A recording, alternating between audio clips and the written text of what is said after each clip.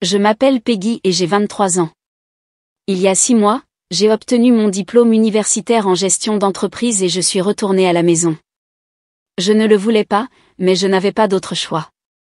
Après 4 ans de liberté dans un autre état, j'étais de retour dans ma chambre d'enfant, entourée de vieux posters et de souvenirs.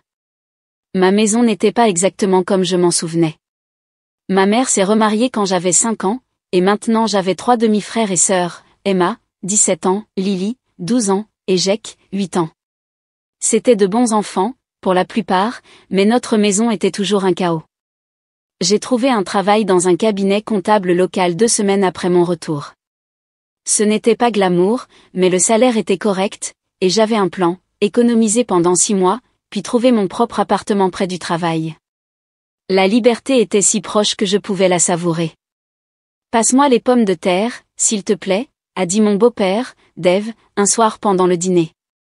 C'était un type ordinaire, il travaillait dur dans son métier du bâtiment, essayait d'être juste, mais il était toujours stressé par l'argent. Je lui ai passé le bol et j'ai pris une profonde inspiration. Je voulais vous dire que je vais déménager dans environ 3 mois. J'ai trouvé quelques appartements près du travail qui sont assez abordables. La table est devenue silencieuse.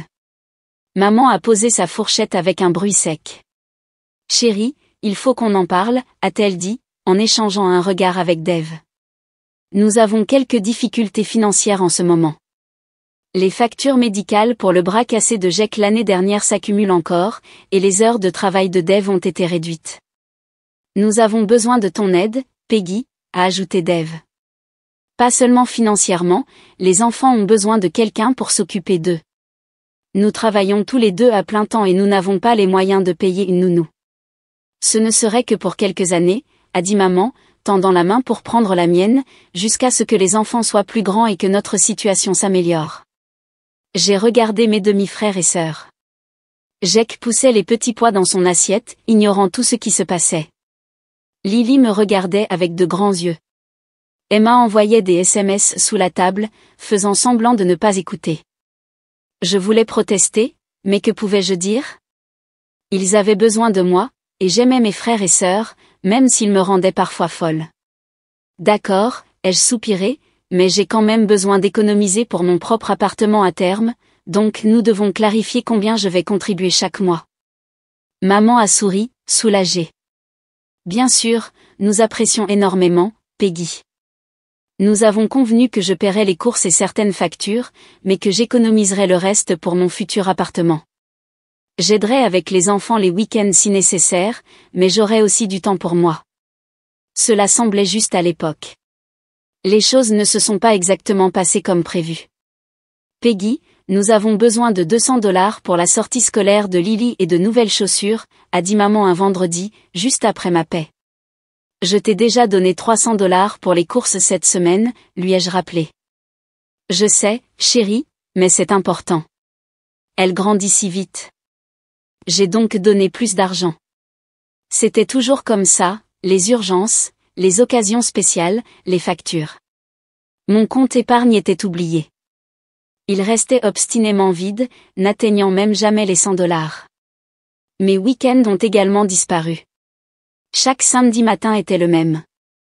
Peggy, Dave et moi devons rendre visite à sa mère à la maison de retraite, peux-tu t'occuper de Jake et Lily? Ou, Peggy, je dois faire un service supplémentaire aujourd'hui, les enfants ont déjà déjeuné. Emma avait toujours des excuses aussi. Je dois étudier à la bibliothèque, où je retrouve mon groupe d'études pour préparer les examens finaux.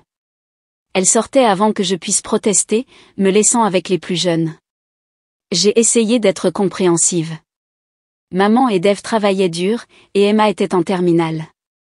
Les candidatures pour l'université étaient importantes.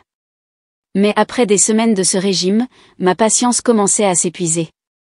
Un samedi, après avoir vu la story Instagram d'Emma la montrant au centre commercial avec des amis alors que j'étais en train de construire un fort avec Jake pour la 5e fois de la journée, quelque chose en moi a craqué. Ce soir-là, quand elle est rentrée, je l'ai confrontée dans la cuisine.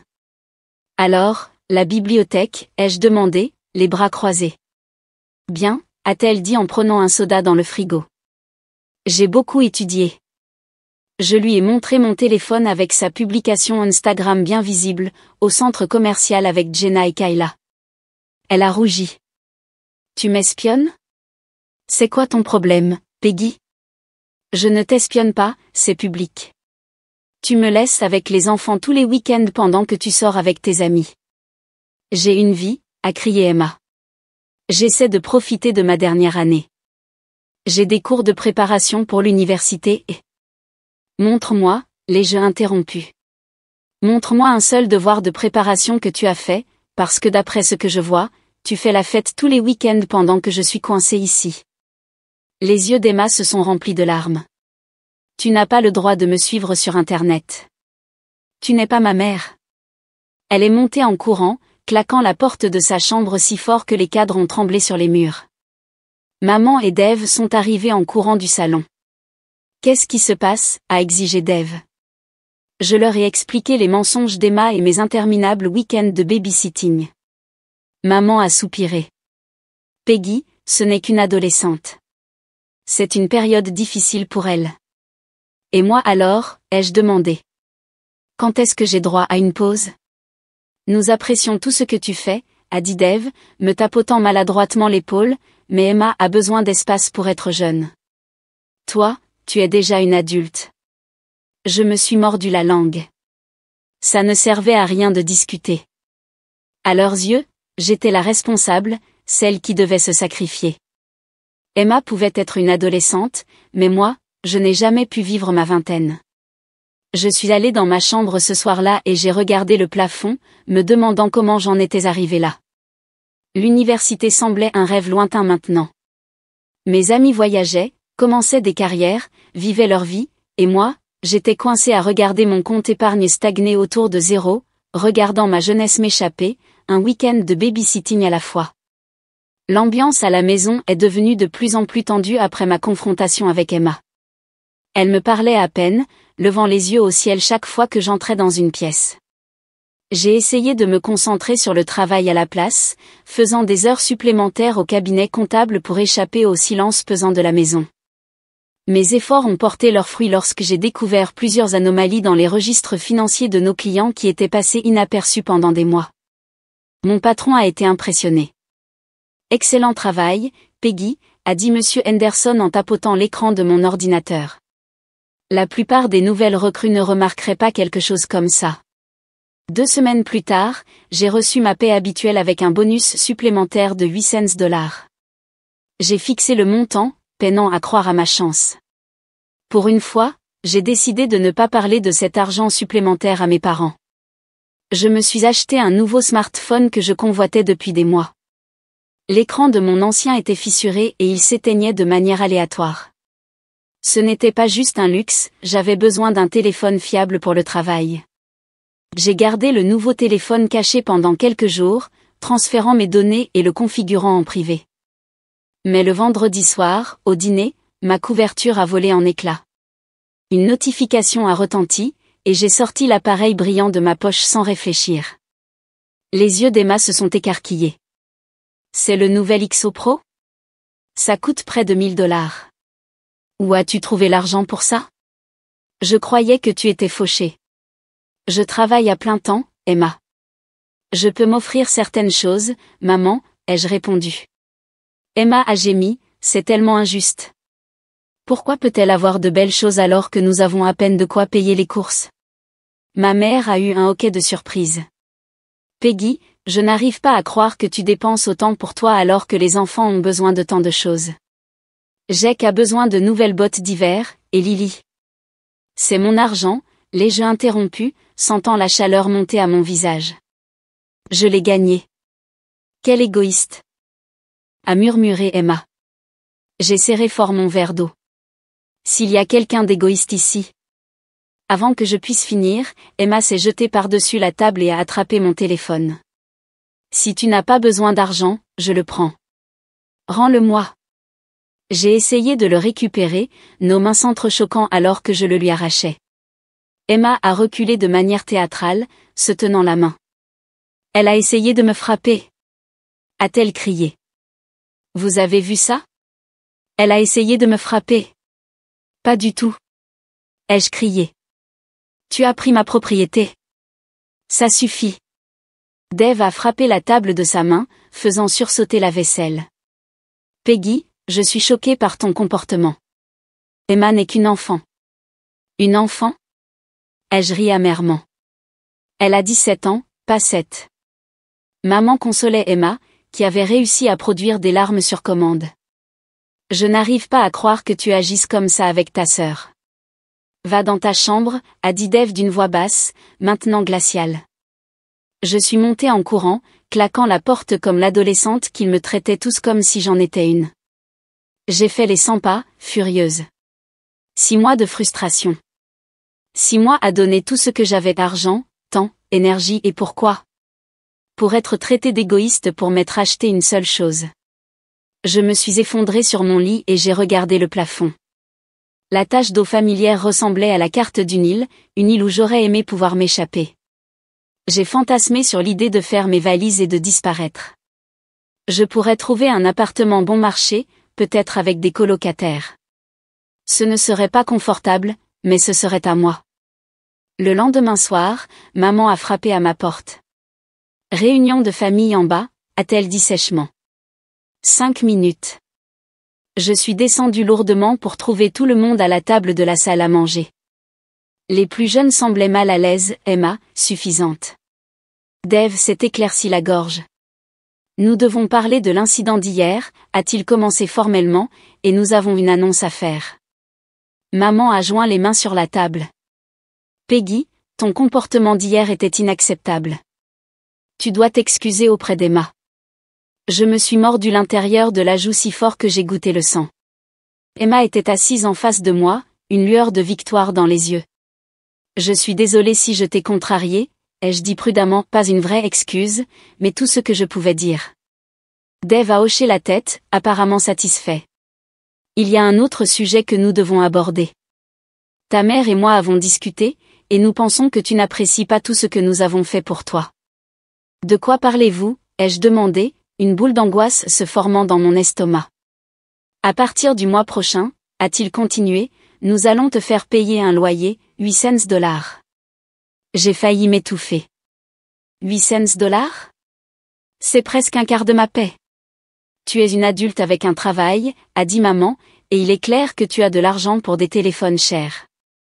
C'est notre maison, a dit Dave fermement. Ce sont nos conditions. J'ai regardé leur visage, l'expression têtue de maman, le froncement de sourcils de Dave, le sourire à peine dissimulé d'Emma. Seuls Lily et Jake semblaient sympathiques, même s'ils ne comprenaient pas ce qui se passait. Sans un mot de plus, je me suis levée et je suis sortie. Dans ma chambre, j'ai fermé la porte doucement cette fois, ne leur donnant pas la satisfaction d'un autre claquement. Je me suis assise sur mon lit, soudainement calme. La décision avec laquelle je luttais depuis des mois est devenue soudainement limpide. C'était fini. Le lendemain matin, j'ai appelé le travail pour me déclarer malade. Pour une fois, la maison était vide, les enfants à l'école, les parents au travail. J'ai sorti mes valises du placard et j'ai commencé à emballer méthodiquement mes affaires, vêtements, articles de toilette, documents importants. J'ai laissé derrière moi les posters, les vieilles peluches, les albums de fin d'année du lycée. Ces choses ne faisaient plus partie de mon avenir. J'ai tout chargé dans ma voiture en 3 voyages. Je n'ai pas laissé de mots. Qu'y avait-il à dire? Je leur avais donné 6 mois de ma vie et la plupart de mes paix. Je leur avais donné tout ce que j'avais à donner. En quittant l'allée, j'ai ressenti un étrange mélange de terreur et d'euphorie. Je n'avais pas de véritable plan, juste un besoin désespéré de m'échapper. J'ai trouvé une auberge de jeunesse bon marché sur Internet qui louait des lits à la semaine. Ce n'était pas l'idéal, mais c'était un début. Ce soir-là, alors que je déballais mes quelques affaires dans le dortoir bondé, mon téléphone a sonné. Le nom de maman clignotait sur l'écran. J'ai failli ne pas répondre, mais quelque chose m'a poussé à décrocher. Allô? La voix de maman était frénétique. Où es-tu? Qu'est-il arrivé à tes affaires? Tu vas bien? Je vais bien, ai-je dit calmement. J'ai déménagé.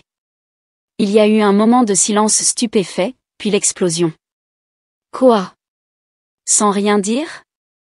Comment as-tu pu nous faire ça? À ta famille? Sa voix montait à chaque question. C'est la chose la plus égoïste que tu aies jamais faite. Une accusation familière. Toujours égoïste quand je voulais quelque chose pour moi. Je ne reviendrai pas, ai-je dit simplement. Peggy, tu ne peux pas être sérieuse.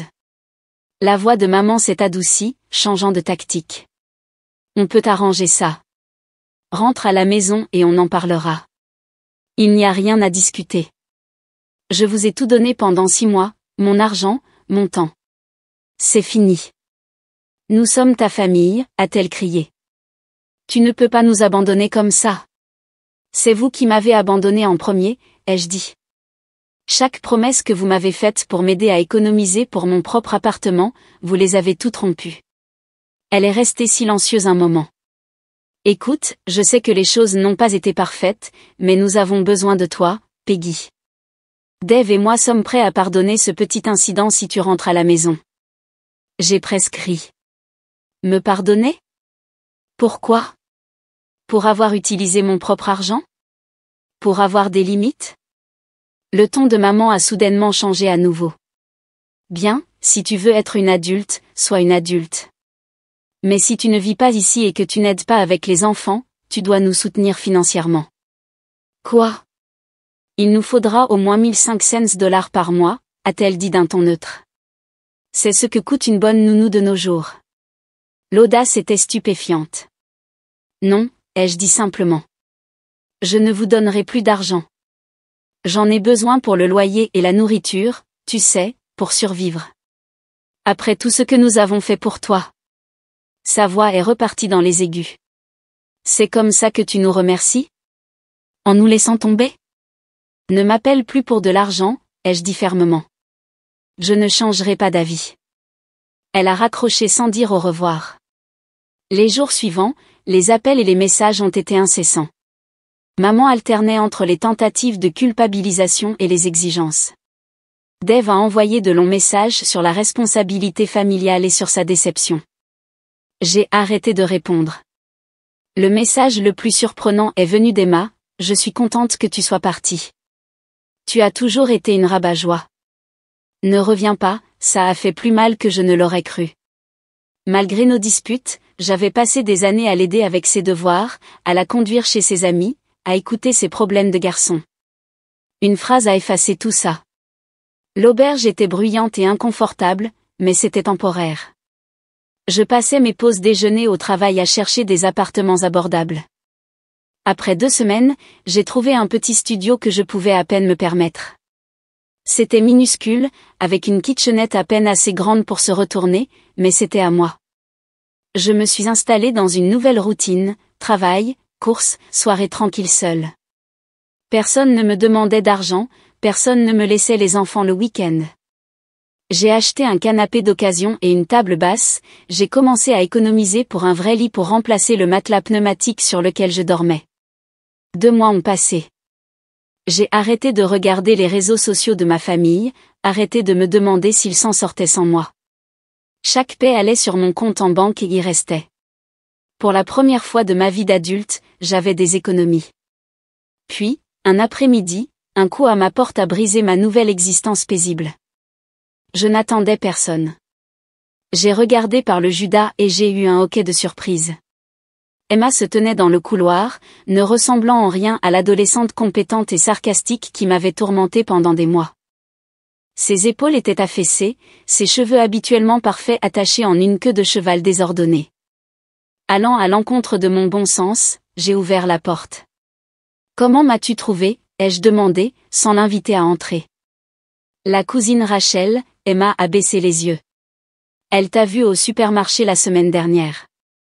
Tu lui as dit où tu vivais. Rachel. J'avais oublié cette rencontre. Qu'est-ce que tu veux, Emma? Je peux entrer, a-t-elle demandé d'une petite voix. J'ai hésité, puis je me suis écartée. Mon studio ne laissait aucune place pour se cacher. Emma a observé le matelas pneumatique, l'unique chaise, le mini-frigo. Si elle jugeait mes conditions de vie, elle l'a gardé pour elle. Tout est parti en vrille, a-t-elle dit soudainement, s'affaissant sur mon canapé. Depuis que tu es parti. Maman et Dave sont sur les nerfs tout le temps. Il n'y a pas d'argent. Ils se disputent constamment. Elle a tiré sur un fil lâche de sa manche. Et maintenant, ils me mettent tout sur le dos. Qu'est-ce que tu veux dire? Je dois m'occuper de Jake et Lily tous les jours après l'école, tous les week-ends. Je ne peux aller nulle part, je ne peux rien faire. Ses yeux se sont remplis de larmes. Et maintenant, ils disent que je ne peux pas aller à l'université après mon diplôme. Je me suis appuyée sur le comptoir. Pourquoi pas? Ils disent qu'ils n'ont pas les moyens de payer une nounou pour les enfants, que je dois rester à la maison, trouver un travail à temps partiel et m'occuper de Jake et Lily quand je ne travaille pas. Une larme a glissé sur sa joue. Ils veulent que je renonce à l'université, Peggy. Ils veulent que je sois toi. La prise de conscience m'a frappée de plein fouet. Sans moi à exploiter, il s'était simplement tourné vers Emma. Il faut que tu reviennes, a-t-elle plaidé. S'il te plaît. Ils t'écouteront, toi. Tu peux arranger ça. J'ai secoué la tête lentement. Je ne peux pas arranger ça, Emma, et je ne reviendrai pas. Emma a essuyé ses yeux avec colère. Alors c'est tout? Tu vas me laisser gérer ce bordel toute seule? Tu m'as dit que tu étais contente que je sois partie, tu te souviens? Que j'étais une rabat-gio. Elle a eu la décence de paraître embarrassée. J'étais en colère. Je ne le pensais pas, écoute, ai-je soupiré, j'ai passé 6 mois à leur donner tout ce que j'avais, argent, temps, liberté. Ce n'était jamais assez. Ce ne sera jamais assez. Ils prendront et prendront jusqu'à ce qu'il ne reste plus rien. Alors qu'est-ce que je suis censée faire? Sa voix s'est brisée. La même chose que moi. Défends-toi. Dis-leur non. Trouve un autre moyen. Elle a ri amèrement. C'est facile à dire pour toi. Tu as un travail, ton propre appartement. Moi, je ne suis qu'une gamine. Tu as 17 ans, lui ai-je rappelé. Dans moins d'1 an, tu seras légalement une adulte. Commence à faire des plans maintenant.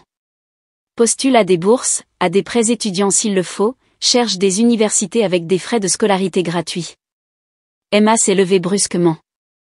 Je n'aurais pas dû venir ici. Tu te fiches complètement de nous. Ce n'est pas vrai, ai-je dit doucement, mais je devais aussi commencer à me soucier de moi-même. Elle s'est dirigée vers la porte, puis s'est retournée.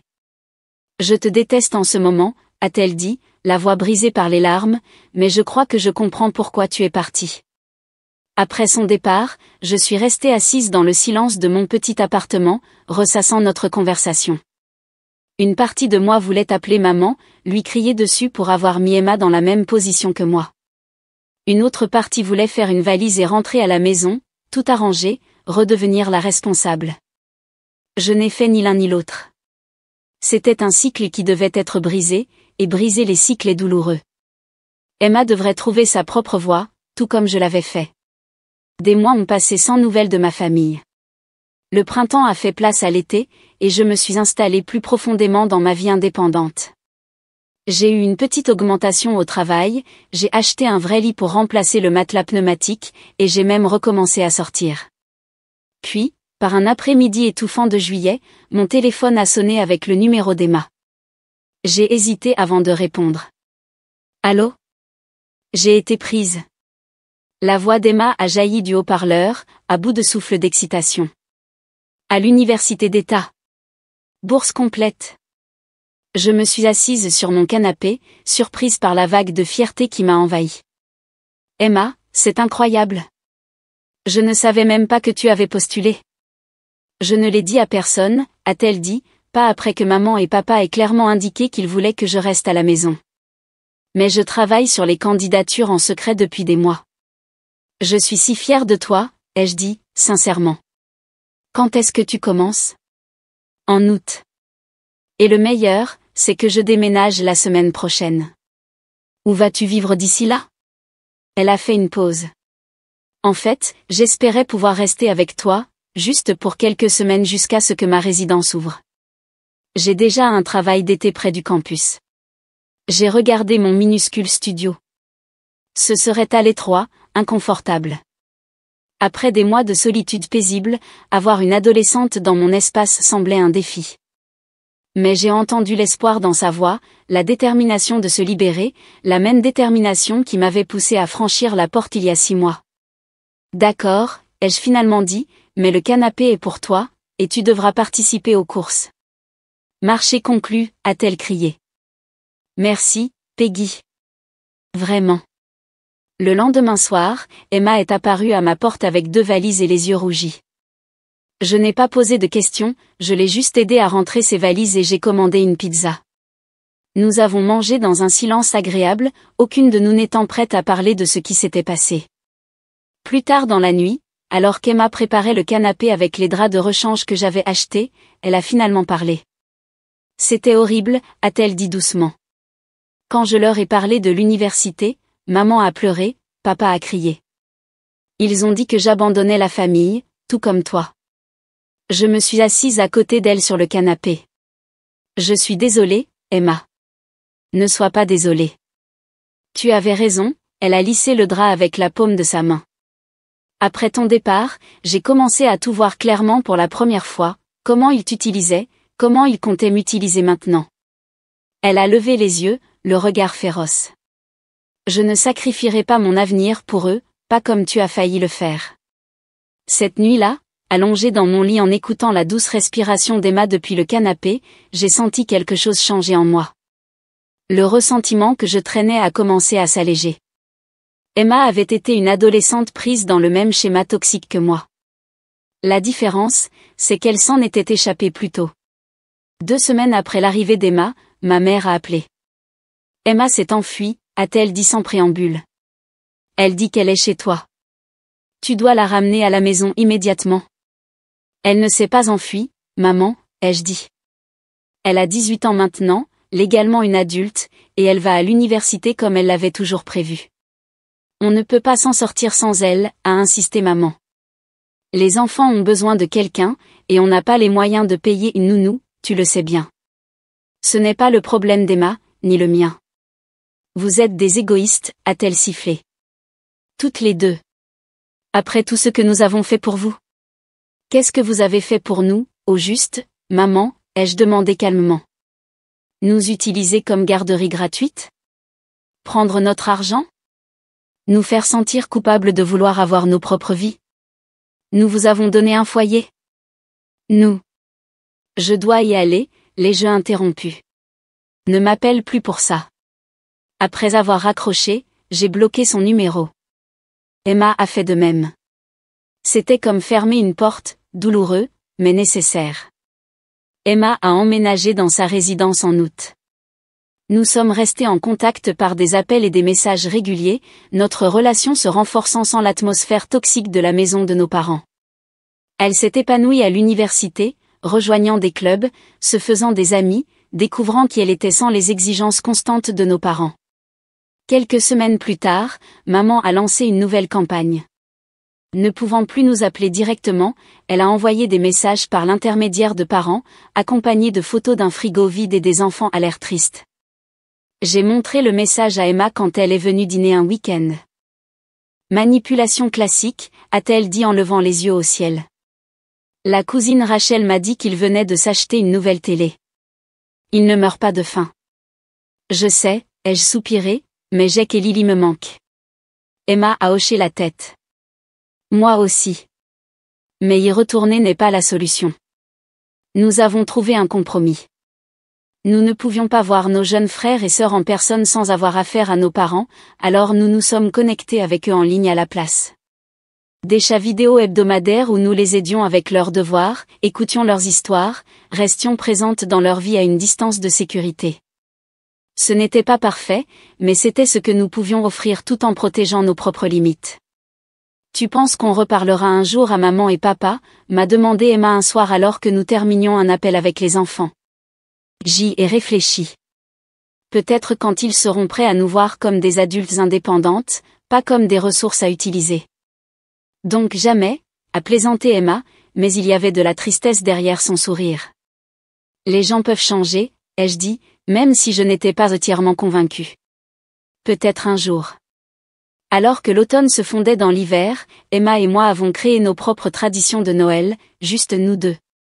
Nous avons décoré mon minuscule appartement avec des décorations d'un magasin à $1, nous avons fait des biscuits à partir de rien, nous nous sommes emballés de petits cadeaux. Nous avons envoyé des cadeaux à Jake et Lily par l'intermédiaire de cousins qui pouvaient les livrer en toute sécurité. La veille de Noël, alors qu'Emma et moi étions assises sur mon canapé à regarder de vieux films en buvant du chocolat chaud, elle s'est tournée vers moi. Et, Peggy, merci de m'avoir montré que c'était possible de partir. Je ne sais pas si j'aurais eu le courage sans te voir le faire en premier. Je lui ai serré la main. Merci de m'avoir rappelé que je n'avais pas eu tort de partir. Dehors, il a commencé à neiger, recouvrant la ville d'une toile blanche et vierge. J'ai pensé au concept de famille, à la façon dont elle peut vous piéger ou vous libérer, à la façon dont il faut parfois quitter celle qui vous a vu naître pour trouver celle dont vous avez besoin. Emma et moi avions trouvé la nôtre l'une dans l'autre. Elle était petite et imparfaite, mais elle était bâtie sur le respect mutuel et un amour sincère. Peut-être qu'un jour nous l'élargirions pour y inclure à nouveau nos parents, s'ils pouvaient accepter nos limites. Peut-être pas.